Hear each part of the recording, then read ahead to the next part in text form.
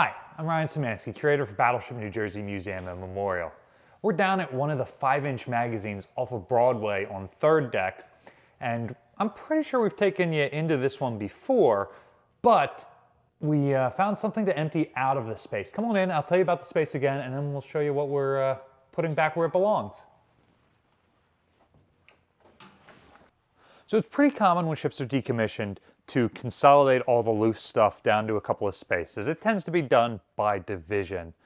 So this compartment is where all of the deck and weapons division spare parts ended up. I suspect it's something like 3rd Division that does the 16-inch gun, or Turret 3 or something like that.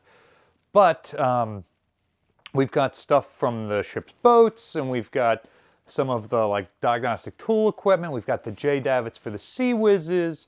We got some of the magazine equipment and some of the flight deck equipment, and just a bunch of random stuff put down here. But it's all loose objects from several decks above where we are that they were worried would go missing. And it seems like the different Iowa-class battleships put things in different places. I was talking to my friend who volunteers on Wisconsin, and he found a similar space to this back aft in one of the old gunnery compartment storage rooms that was really accessible because it was at a big open hatch with a J-davit on it. We found very little equipment in there, but we've got a lot in here in this space that is not particularly accessible. There's no overhead rail that comes into here. There's no hatch in the overhead. I have no idea how they moved some of this stuff in here, but it must have been manpower intensive doing it. You had to go through several watertight doors to get here. But this space is very lockable and hard to get stuff out of. So we have offered the opinion in the past that it's probably because the Iowa-class battleships get decommissioned all the time. They're too expensive to operate. Until the shooting starts, these ships are obsolescing, but they were never made obsolete. There was never a newer version of a ship made that does the same thing that they do. So they kept getting brought back, and the crew of this ship was convinced in '91 when she was decommissioned that within a decade she'd be back again, just like had happened so many times in the past. New Jersey was always the first one brought back because she was in the best shape. And so I think that's something that her crew was cognizant of in '91, and they intentionally did a little bit more work to lock things up in a more difficult place so that it would be here when the next crew came on board, and she would be more complete. She would be quicker to get out there than any of her sister ships, and so she would be chosen to be first again.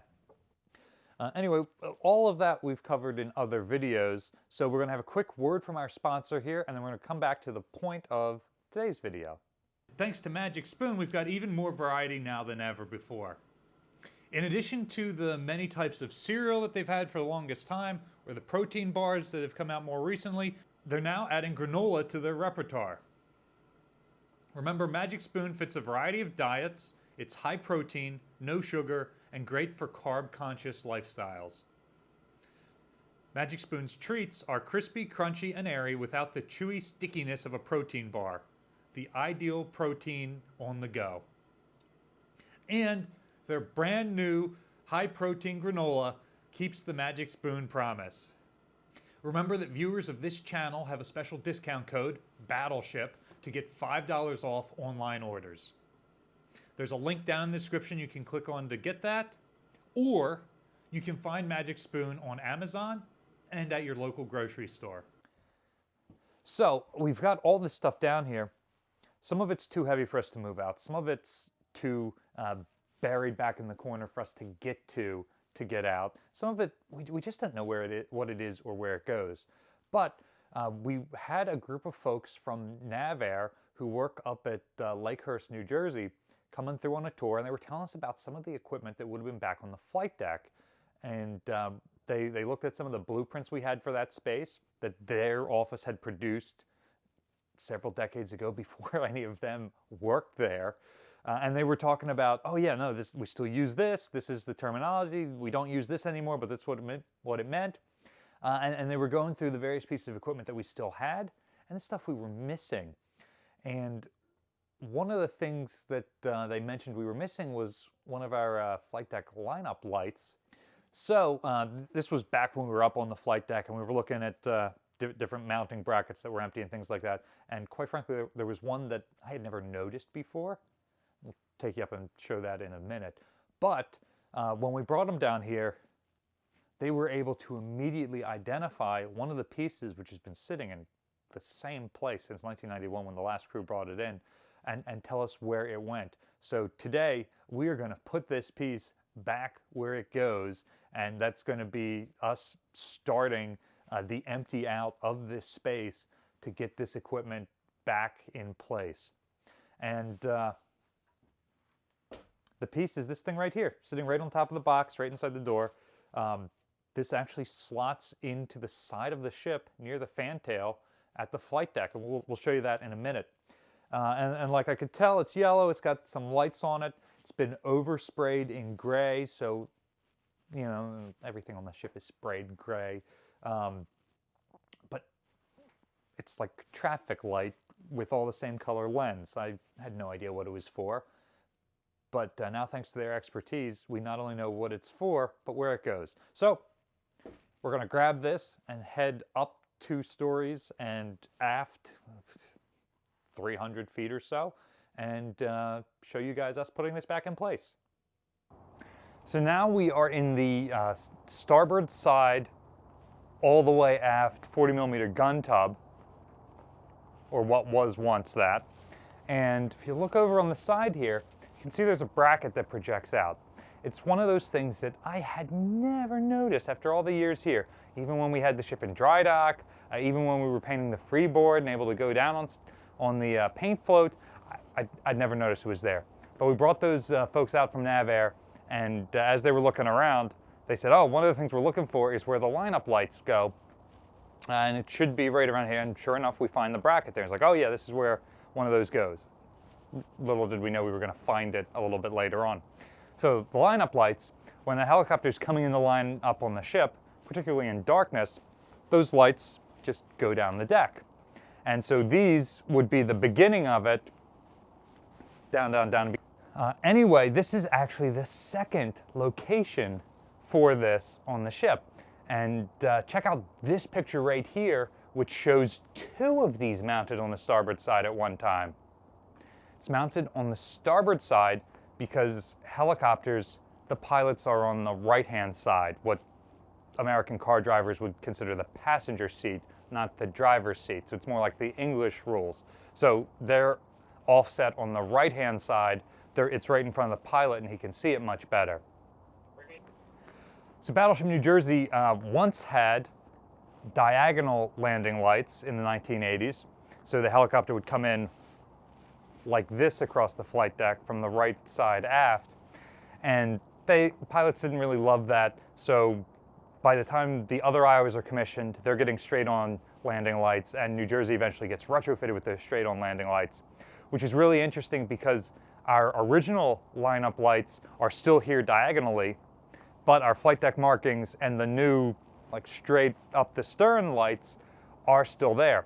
So this picture shows, must be a transitional period, because it's got one of these further forward for the diagonal lineup lights, and then this one, presumably right after it's been installed, right here, directly in line with those straight on landing lights. And these lights are really cool. We've talked about them in previous videos, but they're set into the deck, so you can still land a helicopter on them. And they've got like this little V notch cut out of them, so if you're not coming at them from the exact correct angle, you can't see that they're there at all. They're blocked out on the other sides. And so these lights would have been part of that system, and they can be very easily turned off. You've got a simple 110 marine outlet that gets plugged into an outlet back here. Looks like we've got about 6 or 8 feet of cable here that's attached to. And this piece literally just slides into the bracket here, and that's what we're going to do today. We are going to put this back for the very first time since the ship was decommissioned. The cool thing about this is so often when we're doing restoration work on the ship, the bracket that we're looking for the parts for, we have no idea where the original is. We find something else similar or identical from a different ship and put it in there. This is one of the few times that we've got Battleship New Jersey's original that was just hidden by her crew on board the ship, locked in a space where the lock was not cut, so that even though people were coming on board to strip parts off of, they couldn't get it, and it wasn't opened until the museum got the ship. But then none of us knew what it was until today. So let's slide this back in place. On the back side here, it's got a handle to hold on to. And on the bottom of this bracket, it's got some flat stuff that it'll just sit on.